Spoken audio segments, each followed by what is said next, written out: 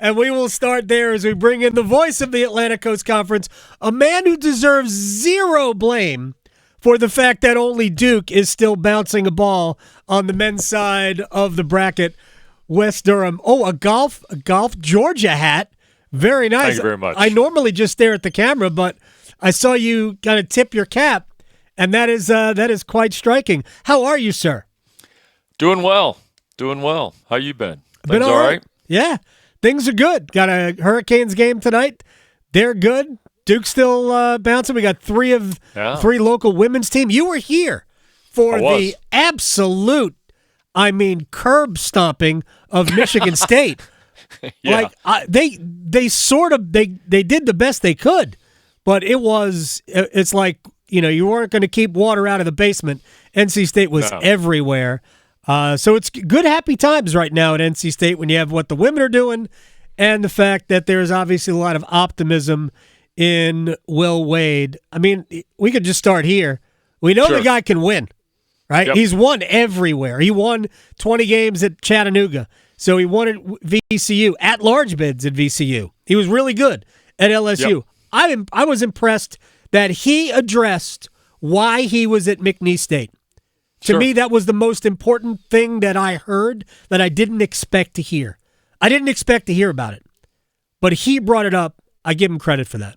He's real. I mean, that's the one thing. And full disclosure, Adam, I've known him a long time. Okay. I mean, I've known him since he was a student at Clemson. There's a long connectivity piece with me and my time at Vanderbilt. He was growing up in Nashville. Yeah. His family was friends with someone I worked with in athletics at Vanderbilt.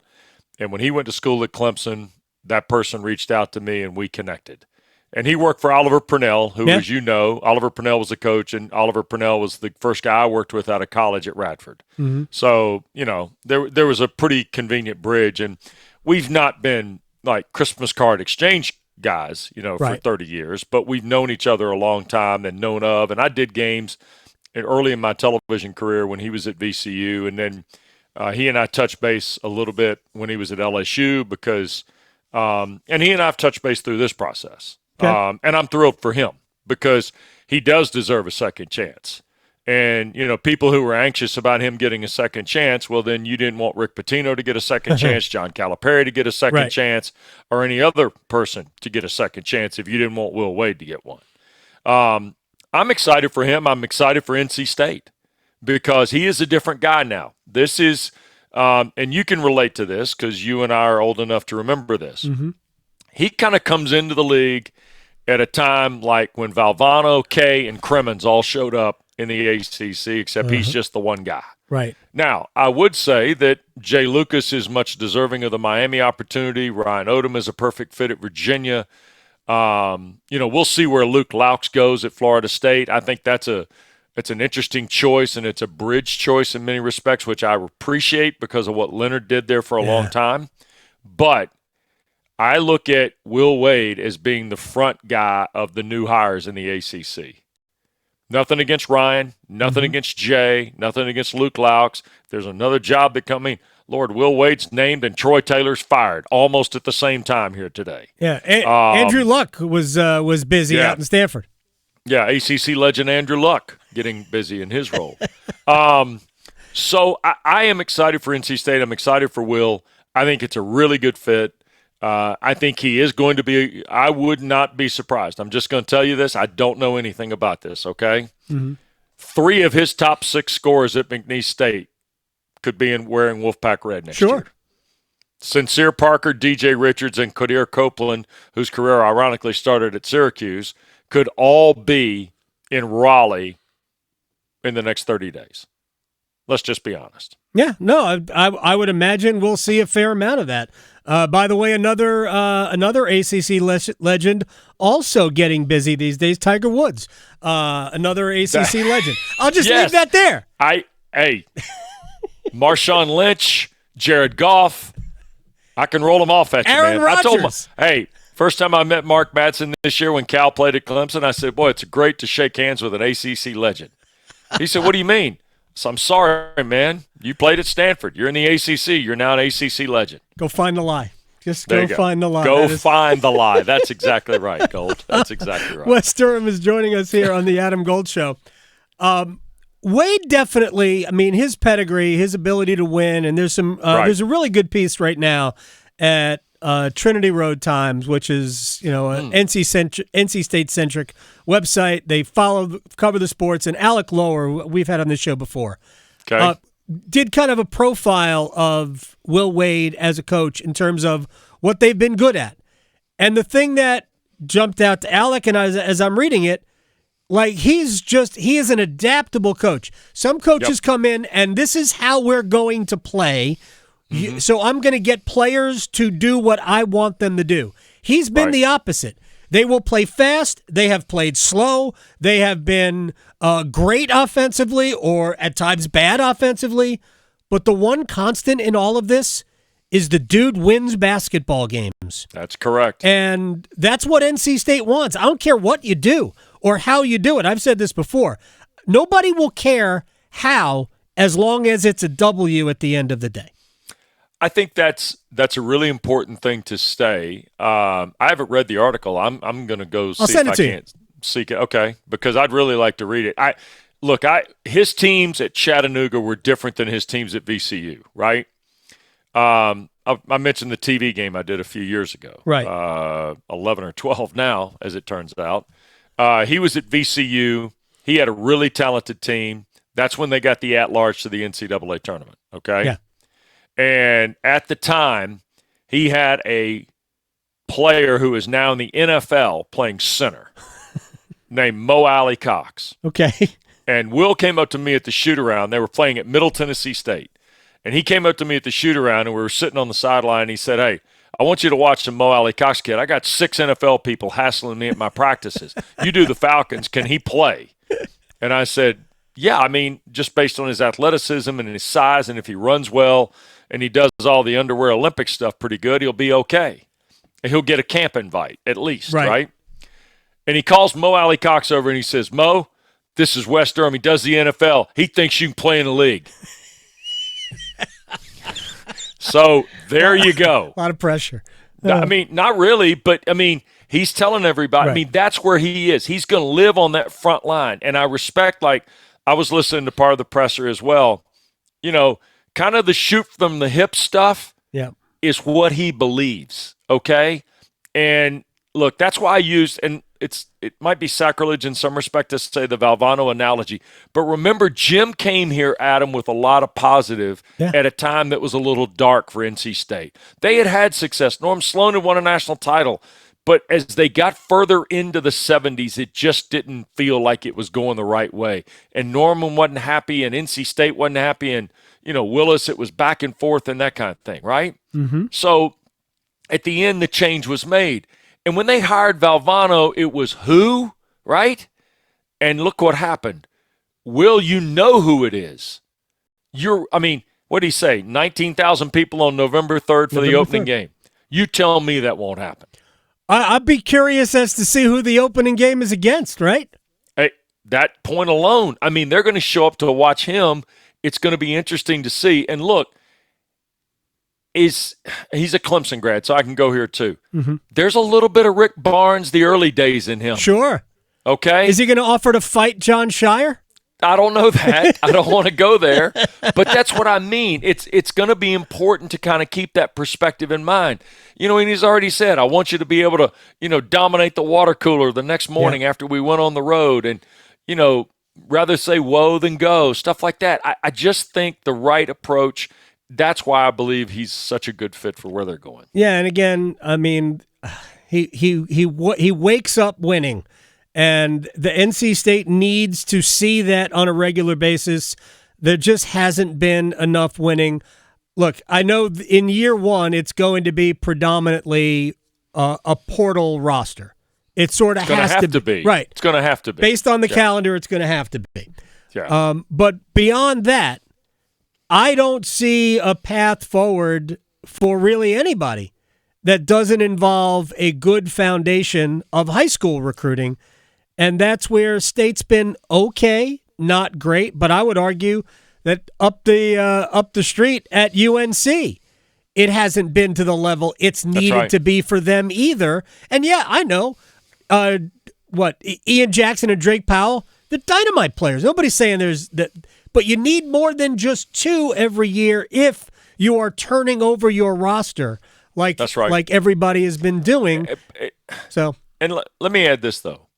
I mean, there are a couple kids that are on the roster right now in Raleigh who I don't know if they are or aren't in the portal because I don't pay attention to that. Dennis every day. Parker Jr. is in the portal, but he wouldn't probably be in your core right now anyway. No, but I tell you this: if I'm Paul McNeil, I'm going to listen to what Will Wade has to say before I get in the portal. Yep, Trey Parker and Dennis too. Absolutely Trey Parker and Paul McNeil, absolutely. Mm-hmm. And I was told yesterday when I was leaving Reynolds that Ben Middlebrooks was going to get in the portal. Okay. And if Ben Middlebrooks is in the portal, then he's just going to go play his last year at some other place, in my opinion. Right.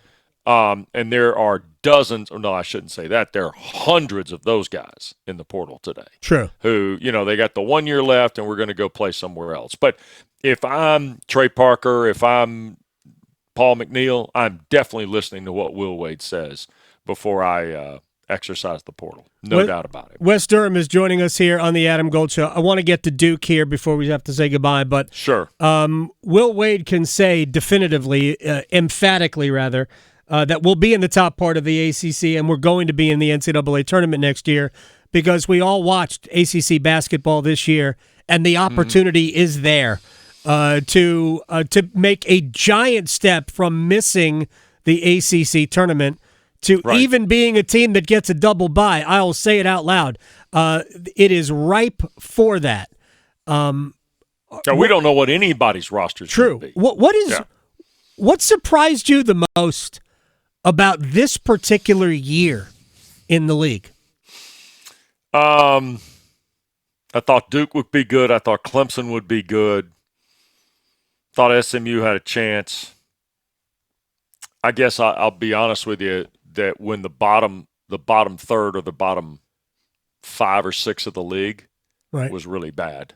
Yeah. Was really bad. Miami was far worse than I thought they would be. Yeah. Boston College was far worse than I thought they would be. I was really optimistic a year ago about what Earl was doing, to be honest with you.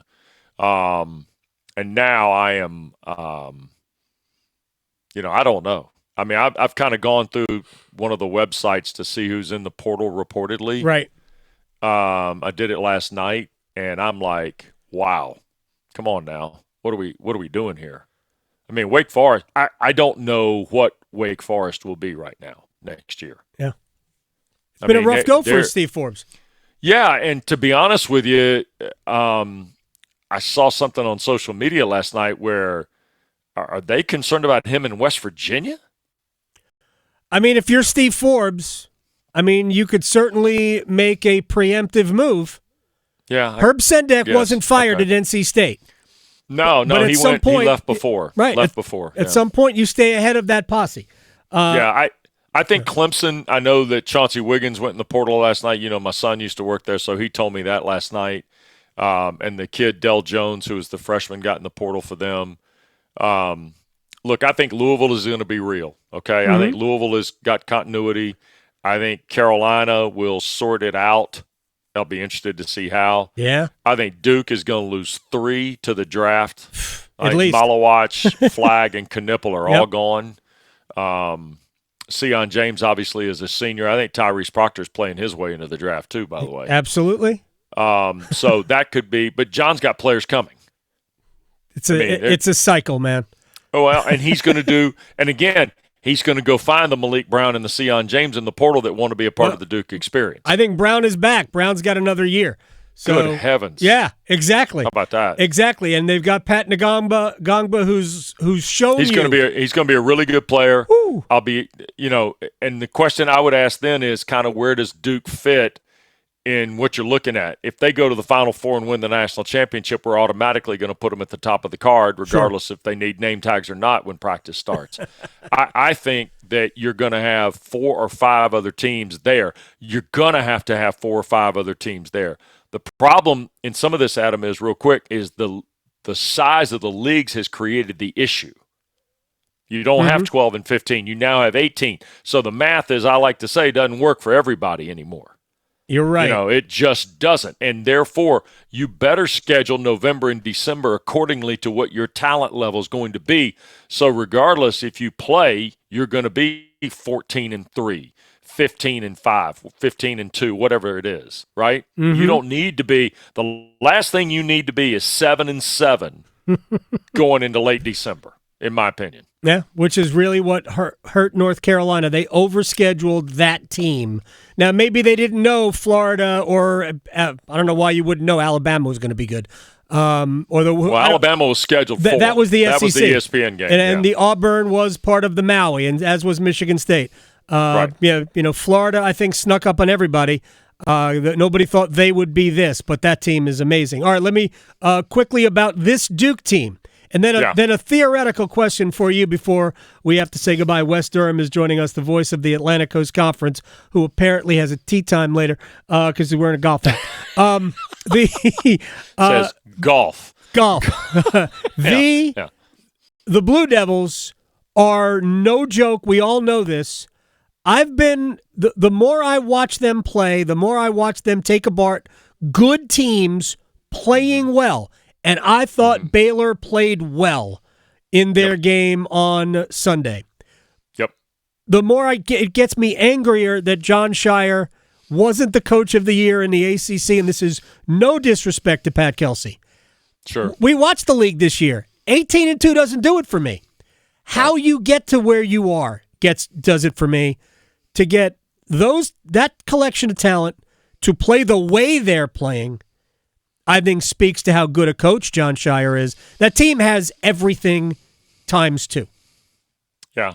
I think that, number one, they are incredibly well coached. I have said this and I will continue to say it. Nobody that I can recall in the years that I have followed college basketball professionally has done as good a job of following a legendary program as Jon Scheyer has done at Duke. And people can say, well, Wes, I mean, it's the players are there, the system's there. Yeah, okay. I saw Gary Cunningham almost single-handedly take UCLA to the ground as a kid, okay? I've seen other programs turn loose historic legendary coaches in football and it almost go to the ground, okay? So, look, Jon deserves a ton of credit. He's the right temperament, the right personality, the right X and O guy, the right connected guy. He gets it, okay? And by the way, he brought Rachel Baker in long before anybody ever thought about what that was, okay? So that being said, give Jon his flowers on what he's built. I would say this. I think they are very, very capable of winning this thing out, convincingly in some cases. There are 2 teams that I worry about them playing. One is Auburn again, and the other is Florida. Because I think Todd Golden's got a really good team. He's done a really nice job. Walter Clayton is on a heater. Gosh, what a player. Yep, really good player. What a player. And you know how much they're paying him? So much that Pitino couldn't get him to transfer to St. John's. Amazing. So there you go. And the other thing is this, too. I think Duke represents all the Duke Carolina, all the anti-Duke things that went on in the ACC for a long time, and sometimes deservedly so, and sometimes just out of sheer, envy. This league needs Duke to win the national title. Oh yeah, it would certainly put some perfume on what we saw for most of the year. No Not question. to mention perfume on a bad prom winning. Dress, right? Perfume on a bad prom dress.